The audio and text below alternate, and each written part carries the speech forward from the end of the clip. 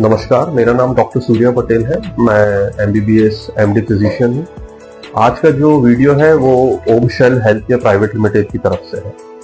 आज मैं chest pain को लेकर केस डिस्कशन करना चाहता हूँ। आजकल जो हॉस्पिटलों में बहुत कॉमनली जो पेशेंट आते हैं वो चेस्ट पेन की शिकायत लेके आते हैं। मैं ये नहीं कहता हूँ कि हर चेस्ट पेन हार्ट की वजह से होता है। चेस्ट पेन होने के बहुत अलग अलग कारण होते हैं, पर 30% ऑफ केसेस में वो उसका कारण हार्ट होता है।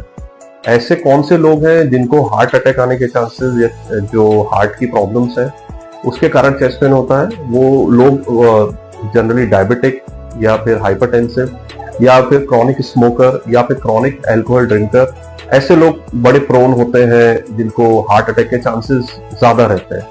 और ऐसे लोग जो कि ओबीज हैं या फिर जिनका हमेशा कोलेस्ट्रॉल हाई रहता है, ऐसे लोग भी हार्ट की प्रॉब्लम से ज्यादा परेशान रहते हैं।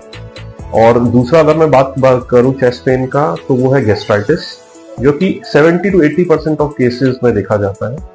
लेकिन जब भी कोई चेस्ट पेन होता है तो इनिशियली हम लोग सबसे पहले ईसीजी करते हैं to rule out the cardiac conditions, क्योंकि ईसीजी ही एक इनिशियल माध्यम होता है जिससे कि हम पता लगा सकते हैं कि ये चेस्ट पेन हार्ट की वजह से हो रहा है या किसी और वजह से हो रहा है। इनिशियली जो ईसीजी किया जाता है वो हम पेशेंट के तुरंत आने के विदिन 10 मिनट्स करते हैं।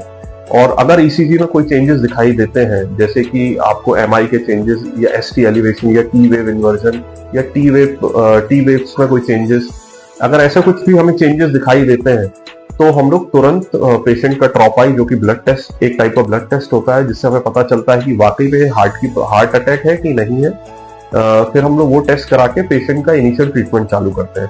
अगर मैं इनिशियल ट्रीटमेंट की बात करूं एमआई का, तो इनिशियल ट्रीटमेंट में हम लोग खून पतला करने वाली दवाइयां जैसे कि इकोस्प्रिन, क्लोपिडोग्रिल, एटोरवास्टैटिन, साथ में सॉर्बिटेट, बीटा ब्लॉकर्स, ये सारी दवाइयां देते हैं। उसके बाद पेशेंट के सिचुएशन के हिसाब से हम पेशेंट को या तो थ्रोम्बोलाइजेशन का या फिर एंजियोप्लास्टी, एंजियोग्राफी की सलाह देते हैं। अगर हॉस्पिटल में एंजियोप्लास्टी और एंजियोग्राफी अवेलेबल है तो वो ट्रीटमेंट ऑफ चॉइस होता है। अगर वो हॉस्पिटल में अवेलेबल नहीं है तो हम पेशेंट को थ्रोम्बोलाइजेशन की सलाह देते हैं। थ्रोम्बोलाइजेशन की भी डिफरेंट दवाइयां होती हैं। सबसे कॉमनली यूज दवाई है स्ट्रेप्टोकाइनेज है, जो कि कॉमनली इस्तेमाल करते हैं। इसके अलावा और भी दवाइयां हैं जो कि थोड़ी सी महंगी पड़ती हैं, पर उनका असर बेटर रहता है। और इनिशियली पेशेंट को थ्रोम्बोलाइज करने के बाद हम रिपीटेड ईसीजी करते हैं। ईसीजी में चेंजेस जो एमआई के चेंजेस होते हैं वो धीरे धीरे रिजॉल्व होने लगते हैं।